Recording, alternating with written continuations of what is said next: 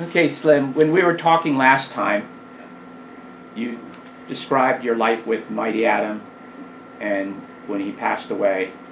And of course, he left you, as you said, he left you with all his memorabilia, his photographs, the examples of his feats of strength. Well, his son, Mike, actually, Mike figured I ought to have them. Mm-hmm. His son, Mike, is a very nice guy. He does some strongman stuff, too. Mm-hmm. What did you do in the years immediately following the Mighty Atom's death? Because he was so close to you. Did you continue to perform? Oh, yeah.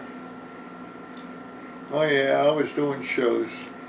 Describe what you were doing, some of the shows, where they were, and what your acts were. Well, mainly I was down in Jersey at Marriott. In what city in Jersey? It's down by the Newark Airport. Oh, okay. Mm-hmm. And I had gone around to some schools and whatnot, and wherever they asked me. And you would go to these locations and perform with the hammer, hammer lift. Any other? Ben bars. Mm-hmm.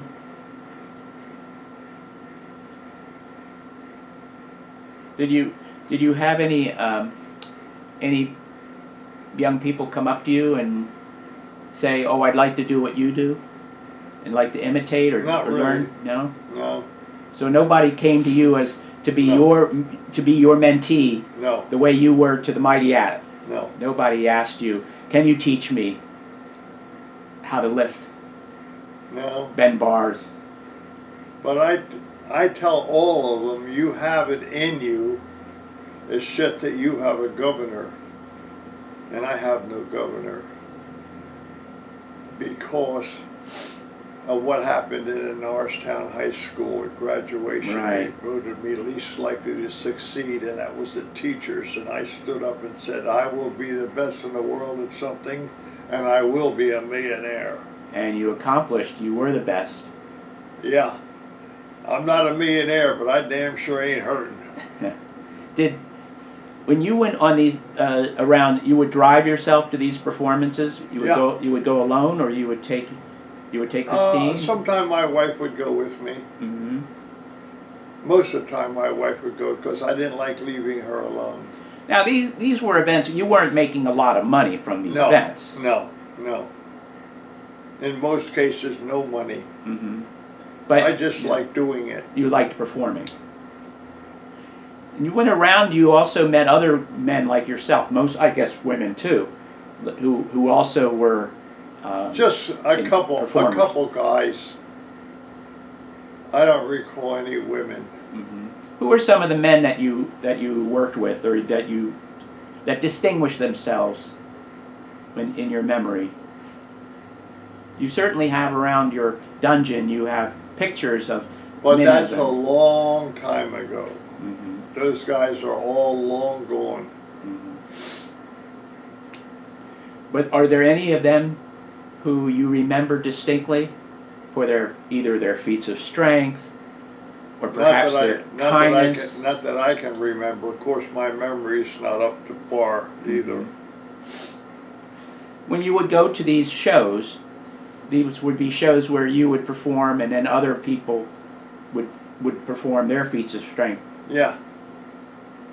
Like I said, I did Madison Square Garden a couple times, and I did the Strongman Club down in Jersey. Mm-hmm. Did you also attend the barbell events and events of, No. So mostly it was feats of strength. Yeah. Primarily lifting, bending. Yeah. But you never did anything like the Mighty Atom. You never used your teeth. You didn't pull with your hair. No. Of course, you don't have a lot of hair to pull now anyway, but no. You said you never wanted to do that kind of. No. I just wanted to do it with my hands, because that's what I broke rock with all those years, and that's where I made my money, breaking rock. Did you travel outside of this area? I mean, you mentioned New Jersey and Just New down York, in Jersey. Pennsylvania here. And I did go to the garden. Hmm. But you didn't travel around the rest any other parts of the country No, performing? Just the not local? that I can recall. Hmm. And you certainly didn't travel overseas to another country. Oh, no. Have you ever been in another country in your life? Have you ever traveled?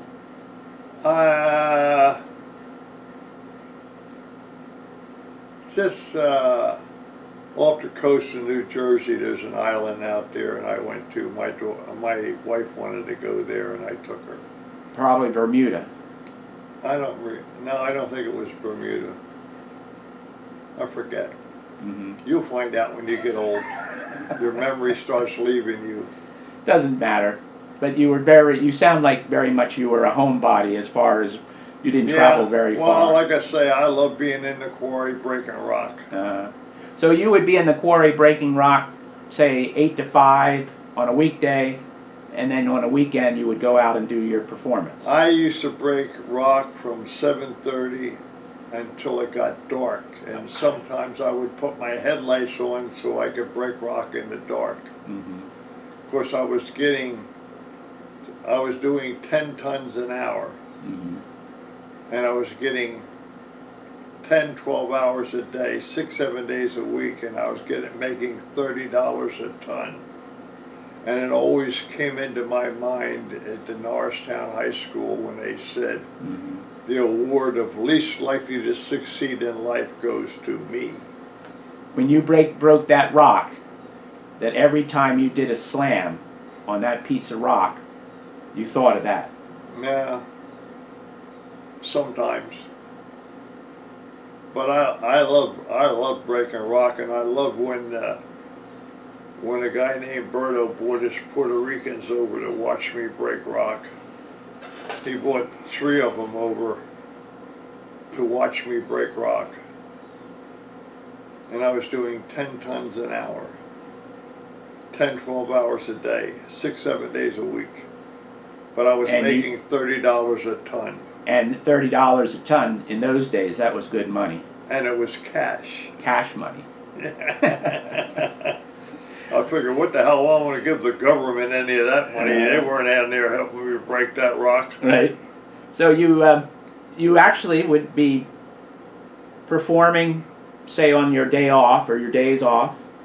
Yeah. You wouldn't need to do any specific exercises because No. you were doing all your lifting at work. Right. So you would just take off after work, maybe, Do my thing. and do your thing and perform. Yeah. Did you have any? Of course, I would come home here and practice to see how would look, what poses to do. Did you do anything else when you got ready for a performance? I know that you said the Mighty Atom, when he got ready for his performances, he almost kind of fell asleep. He rested and he calmed himself. No, I just kept on getting higher and higher. So by the time you were amped up to go onto the stage or into the ring, you were like climbing the ceiling. Except when Adam and I did the garden. Then you were. And I was nervous, 20 or 30,000 people, and I couldn't raise them hammers. And Adam would get off the bench when they said we're ready for Slim and Adam.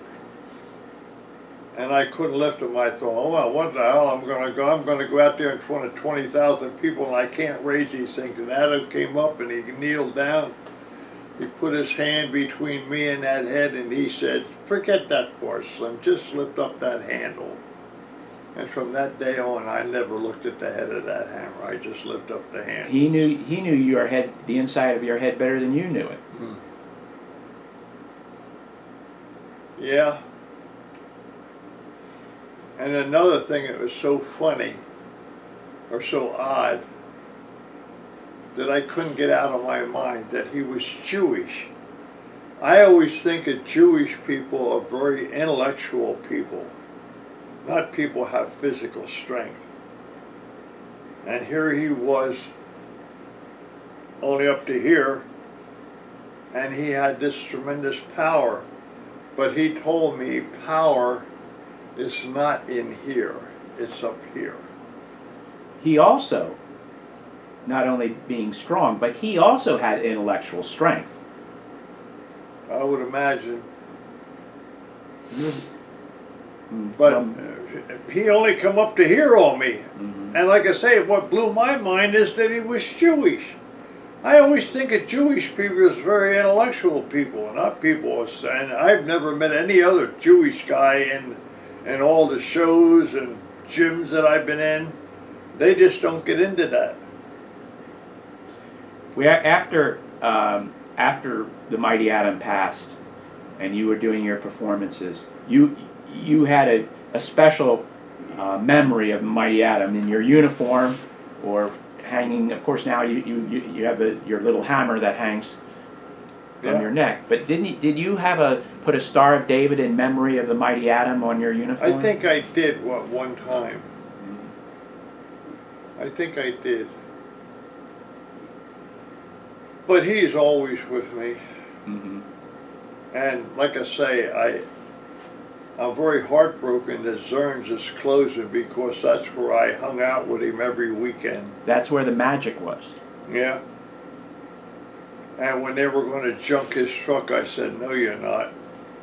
And I hired a tractor trailer to come up there and winch it up on that tractor and bring it over here. And my wife said, what are you going to do with that? I said, it's going right there. And she used to say Adam was her only competition. Did you, in over these years, did you ever have any regrets or any thinking that you could have done things differently, or were you pretty satisfied with how things turned out? I'm absolutely satisfied because things have gone well for me. I'm comfortable. I'm not rich, but I'm financially well off. If I want to buy a new pickup truck, I will drive out of that showroom window with a new pickup truck and I will own it. Wonder how many of your former Norristown colleagues can say the same thing. I don't know. My wife used to say when she wanted something, I said, Shirley, what do you think I am, the Bank of Israel? She said, you got it.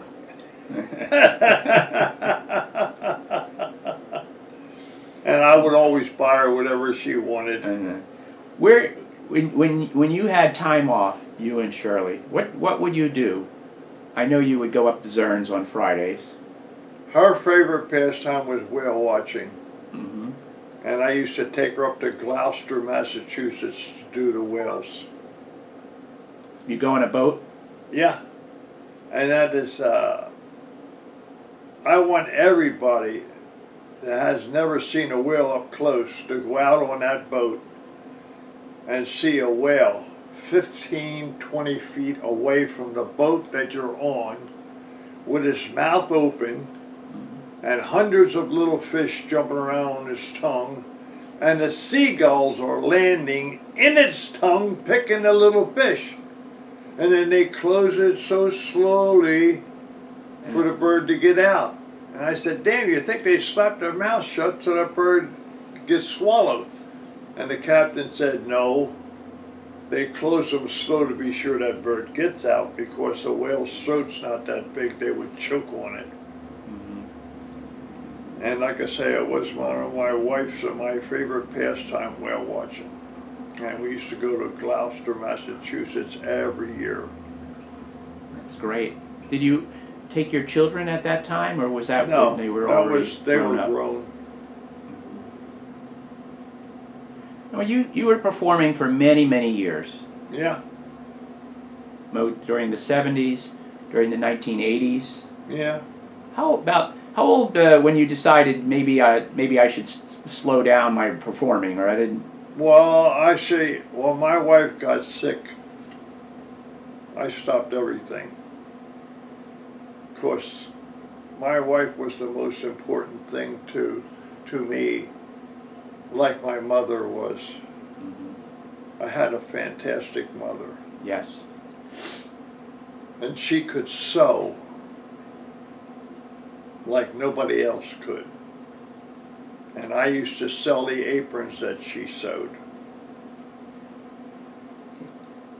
The And I used to put on my raggy ass clothes to go out to the Jewish neighborhood up on DeKalb Pike where all the maids were.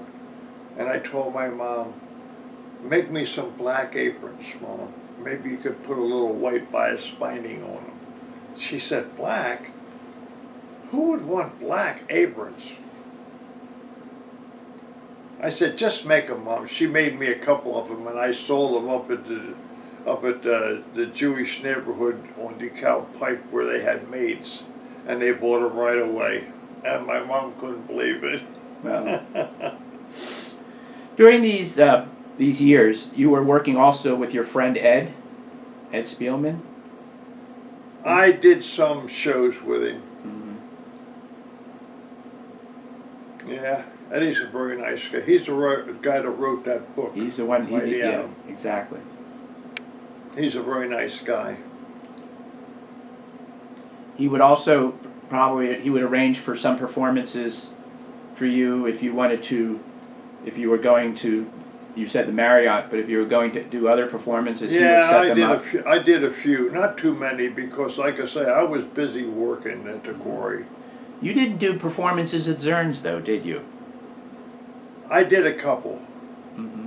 I did a couple. Adam introduced me up there. When he was still alive, Yeah, then you did some performances, yeah. hammer lifts. And he said, I've never seen anybody in the world that could do that. And that made me feel good.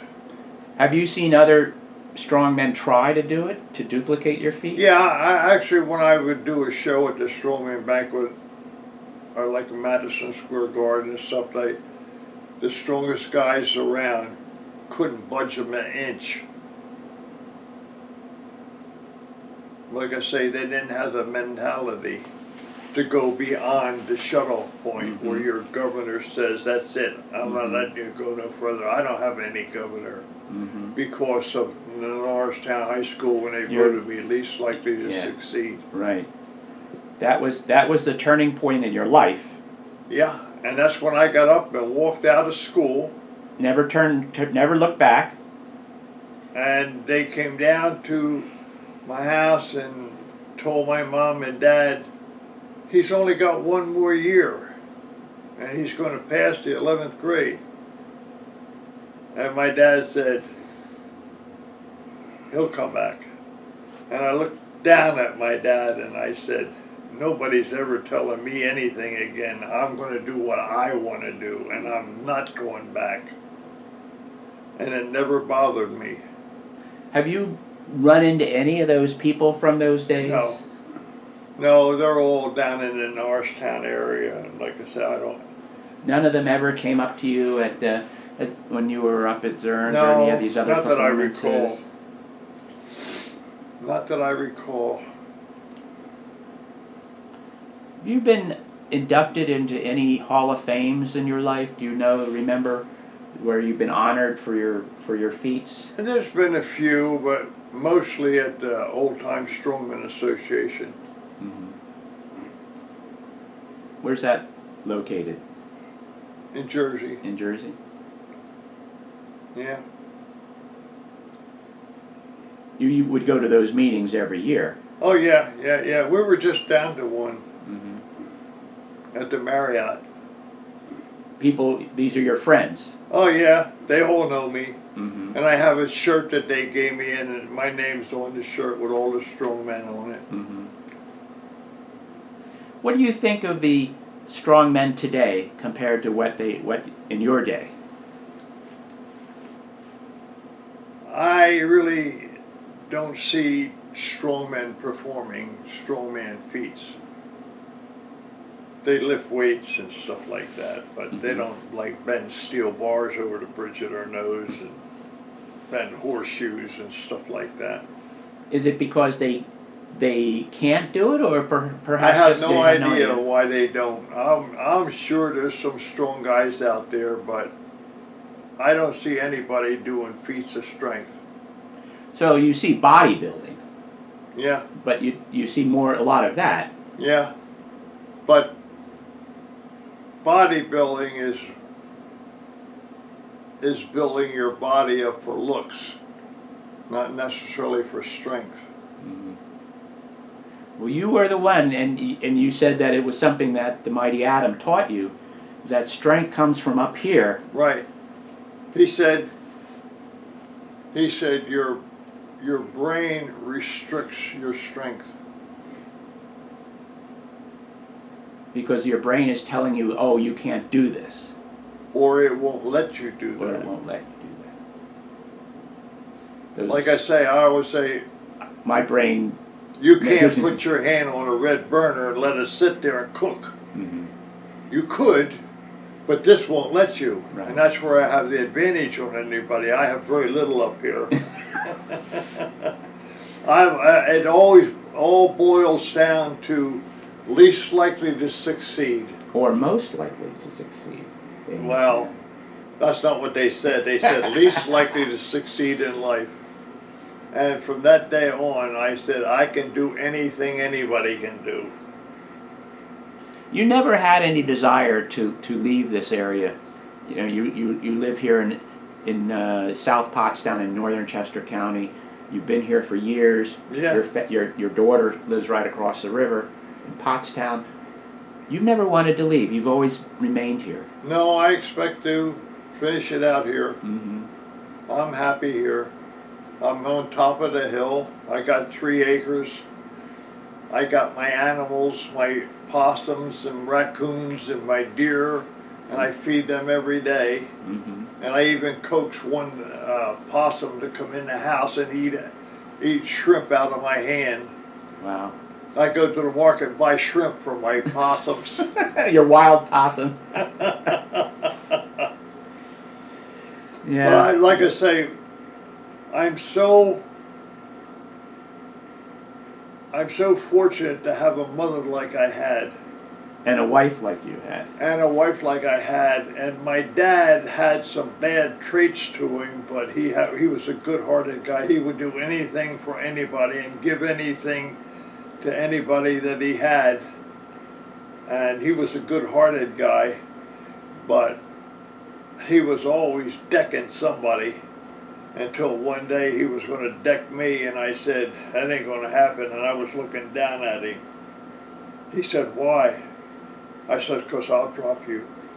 And that was the end of it. He never hit me after that.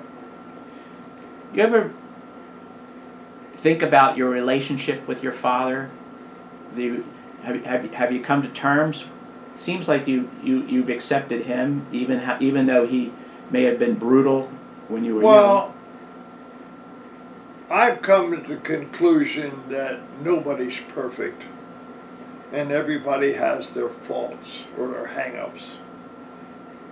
So I know he always worked hard,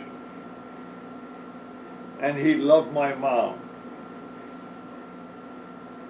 So I accept him for what he was. Mm-hmm. I don't set the standard for people. Let's jump ahead.